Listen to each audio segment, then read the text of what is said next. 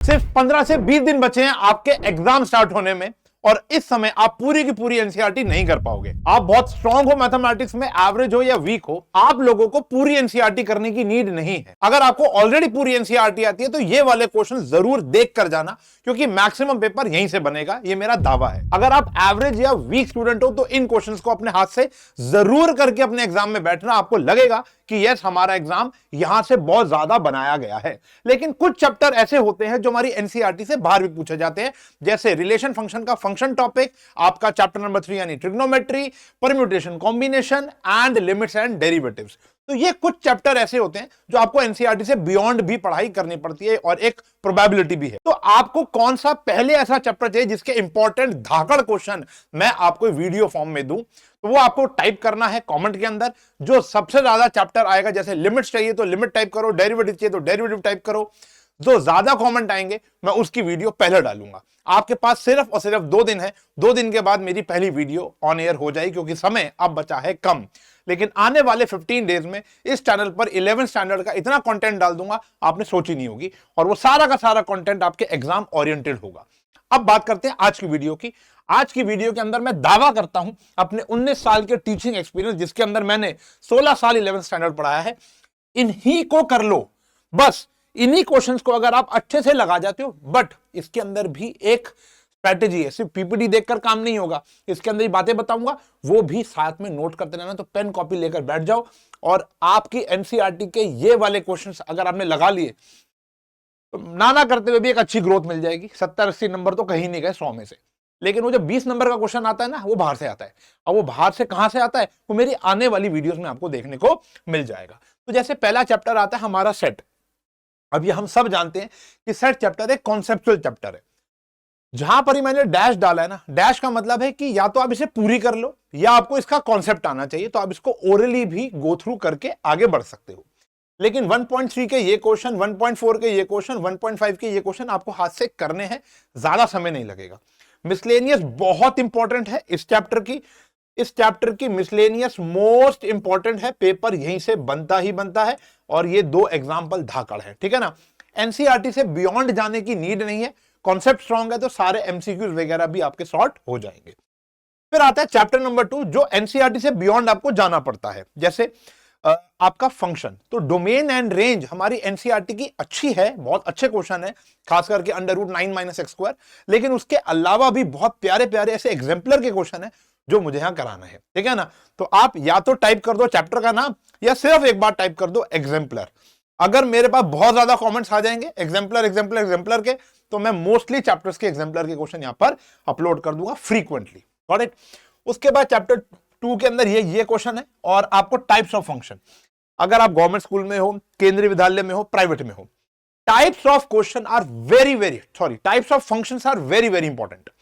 Function का type, उनकी domain, उनका रेंज और उनका ग्राफ, ये तो आता ही आता है, खास करके सिग्नम, मॉड्यूलस और ग्रेटेस्ट इंटीजर।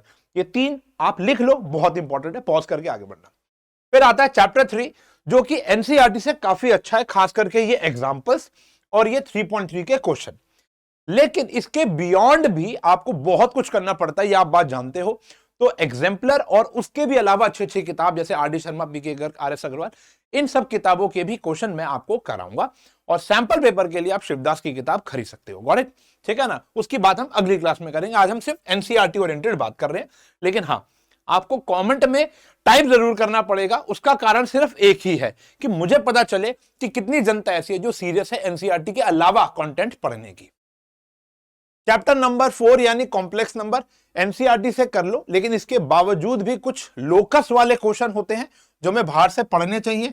अगर मैंने वीडियो बनाई तो बहुत बढ़िया, आपके कहने पर, आपके ऊपर अब तो ये, वरना ये लोकस वाले क्वेश्चन जरूर करके जाना, हमारी एग्जाम्पलर में भरे पड़े। फिर बात करते हैं बेटा लीनियर इनइक्वालिटीज की। यहां पर मैंने एक वर्ड लिखा है सॉल्विंग। आपको लीनियर इनइक्वालिटी को सॉल्व करना आना चाहिए, चाहे वो मॉड्यूलस वाला कंटेंट एग्जाम्पलर का हो, फ्रैक्शन वाला कंटेंट एग्जाम्पलर का हो, ये सॉल्व करना आना चाहिए। बाकी है वर्ड प्रॉब्लम्स, ठीक है ना। वर्ड प्रॉब्लम काफी इंपॉर्टेंट रहती है। सॉल्विंग अगर आती है तो क्वेश्चन सिमिलर कभी भी नहीं आता कि एनसीईआरटी से उठकर आ जाए। आ भी सकता है, बहुत कम चांसेस हैं। लेकिन अगर आपको एनसीईआरटी की सॉल्विंग आती है ना, तो आप दुनिया जान का कोई भी क्वेश्चन आप बड़े आराम से निकाल लोगे, क्योंकि बहुत मुश्किल चैप्टर नहीं है। लेकिन हाँ, word problems are very very important. इससे केस बेस भी बनते हैं और एक डायरेक्ट वर्ड प्रॉब्लम का क्वेश्चन भी आ जाता है। फिर आता है परम्यूटेशन कॉम्बिनेशन। एनसीईआरटी बहुत प्यारी है इसकी। 6.1 और 6.2 पूरी पूरी कर लो या इसके कॉन्सेप्ट आने चाहिए।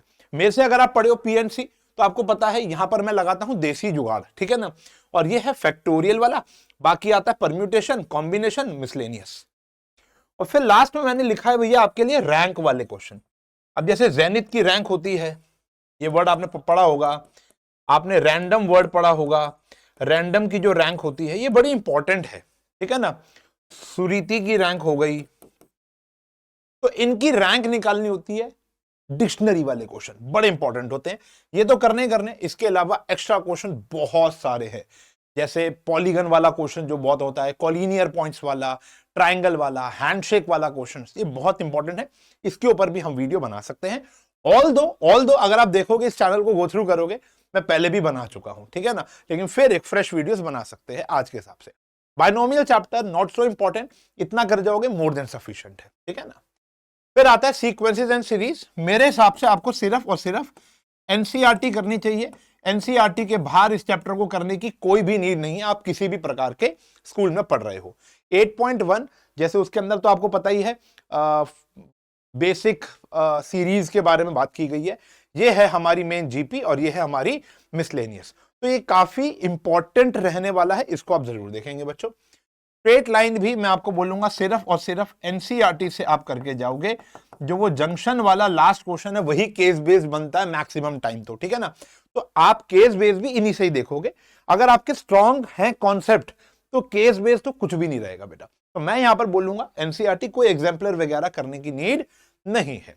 कॉनिक सेक्शन भी सिर्फ और सिर्फ एनसीईआरटी से करके जाओ, 100% वहीं से आएगी। हाँ, अगर स्कूल में मिसलेनियस कराई है, मेरे पेड बैचेस और ऑफलाइन के अंदर मैक्सिमम बच्चों की मिसलेनियस एक्सरसाइज कैंसिल करा दी गई है, लेकिन अगर आपके आ रही है तो आपको पूरा करना है, नहीं आ रही तो छोड़ के जाना है, ठीक है ना। एक एक क्वेश्चन हीरा है, खास करके वो एग्जाम्पल भी, ठीक है ना। मिसलेनियस के एग्जाम्पल भी कर लेना, दोनों सेम ही है वैसे तो, एक तो रॉड वाला ही है। फिर नेक्स्ट चैप्टर आता है बेटा introduction to 3D, not so important chapter, इससे एमसीक्यू भी बनेगा और छोटे छोटे क्वेश्चन बनेंगे। अगर आप इसको ढंग से देख लोगे आराम से सारे कॉन्सेप्ट, वैसे तो ये कोऑर्डिनेट ज्योमेट्री ही के ही जैसा है, डिस्टेंस फॉर्मूला, सेक्शन फॉर्मूला, ये सब चीजें। सेक्शन फॉर्मूला तो I guess out of syllabus है, तो मैंने पूरी पूरी ही लिखनी है, ज्यादा कुछ मुश्किल है नहीं इसके अंदर। लिमिट्स एंड डेरिवेटिव्स के अंदर अगर हम बात करें तो ये भैया ये समंदर है, समंदर। अब अगर आप बात करो तो लिमिट्स एनसीईआरटी से तो इतनी करनी है, लेकिन लिमिट का ना कोई अंत नहीं है। आप एग्जाम्पलर कर लो, इवन 12th का भी मैं बच्चों को पढ़ा देता हूं। तो मेरे हिसाब से सबसे पहला चैप्टर जो आपको करना चाहिए ना, वो लिमिट्स होना चाहिए, क्योंकि ये बियॉन्ड, देखो कहीं ना कहीं ट्रिग्नोमेट्री ना आपने टर्म 1 में भी पढ़ा होगा। जो बच्चे उन्हें स्टार्टिंग में सुनकर कमेंट करना शुरू कर दिया तो वो दिक्कत में है, लेकिन मेरा पॉइंट ऑफ व्यू, मेरा एक्सपीरियंस ये कहता है कि बच्चा लिमिट्स में अटकता है, डेरिवेटिव में नहीं अटकता। डेरिवेटिव में आपको कॉन्सेप्ट आना चाहिए, सारे फॉर्मूले आने चाहिए, और मैंने बड़े अच्छे अंदाज में पढ़ाए हैं। और इस चैनल पर सबसे highest watched video of mine is limits, ठीक है ना। और लिमिट्स मैंने बड़े मन से पढ़ाया था।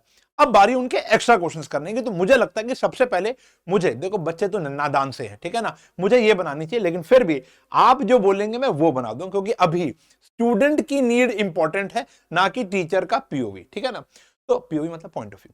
तो अभी फिलहाल मैंने यहां पर लिखा है कॉन्सेप्ट। आपको सारे डेरिवेटिव के फॉर्मूले आने चाहिए कि कब चेन रूल लगाना है, कब क्वोशंट रूल लगाना है, कब आपने प्रोडक्ट रूल लगाना है, तो ये सब आपको पता होना चाहिए। उसके बाद फर्स्ट प्रिंसिपल दावे के साथ लिख कर ले लो, फर्स्ट प्रिंसिपल तुम्हारे पेपर में आएगा ही आएगा, आएगा ही आएगा। चाहे वो आपका sine x cos x ten x हो, चाहे वो एक्स साइन एक्स हो, साइन रूट एक्स हो, रूट साइन एक्स हो, या जो आपकी मैम ने, पता नहीं, देखो इसकी ना कोई लिमिट नहीं है, टोटली डिपेंड ऑन स्कूल की आपको किस हद तक ये चैप्टर पढ़ाया गया है। तो मैं तो ये कहूंगा कि ये चैप्टर भैया रोज के 5-10 क्वेश्चन करने वाला चैप्टर है। एनसीईआरटी से अगर आपको सारे क्वेश्चन आते हैं डेरिवेटिव के तो आप वेरी मच सिक्योर हो, लेकिन अगर आपको एनसीईआरटी के डेरिवेटिव के क्वेश्चन नहीं लग रहे हैं तो आप बियॉन्ड उसके तो नहीं लगा पाओगे, ठीक है ना। लिमिट्स मैं फिर बोलूंगा, इस चैप्टर के अंदर we are very much confused, क्योंकि हर पेपर में एक नया क्वेश्चन देखने को मिलता है। तो ये रोज के 5-10 क्वेश्चन अभी भी आप करोगे तो 250-300 क्वेश्चन आराम से बन जाएगा। 20-25 दिन तो है हमारे पास। आप मतलब कई बच्चों के फेब फर्स्ट से स्टार्ट हो रहे हैं, तो आज शायद 15 होगी, तो 15 डेज है हमारे पास, फिर भी 150 क्वेश्चन के आसपास बनते हैं, which is very much okay after NCERT कह रहा हूं, ठीक है ना। तो इससे आपको एक कॉन्फिडेंस आएगा, और कुछ पहले भी आप लोगों ने पढ़े होंगे। फिर आता है स्टैटिस्टिक्स, ओनली एनसीईआरटी करनी है, सिर्फ ये क्वेश्चन लगा दो, काम खत्म, एग्जांपल भी करने की नीड नहीं है।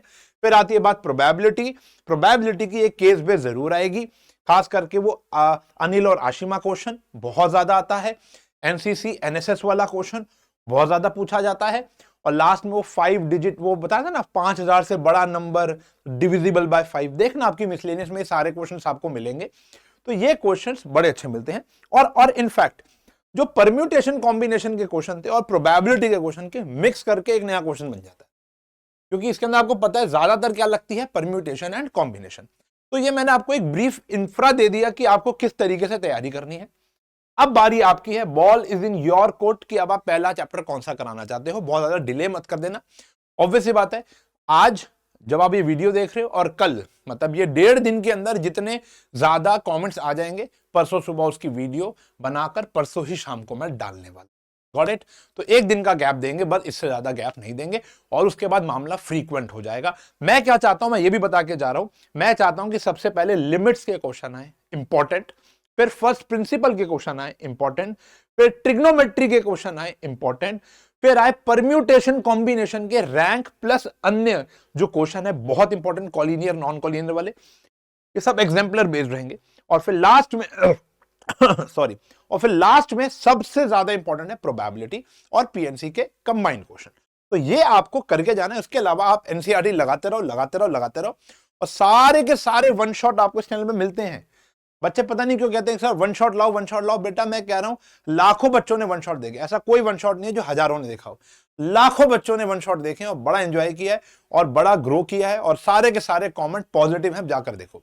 तो each and every lecture is diamond, आप जाकर देखो, बड़े मन से और एक्सपीरियंस से बनाया गया है, तो उन्हीं का यूज करो। अब एक बारी जब शोले पिक्चर बन गई है तो हर साल नहीं बनाई जाएगी, कॉमन सेंस, ठीक है ना। हाँ, कुछ नयापन लाऊंगा तो बात बिल्कुल है, देखते अगले साल से कुछ नयापन आएगा तो ठीक है, वरना ये भी चलता रहेगा।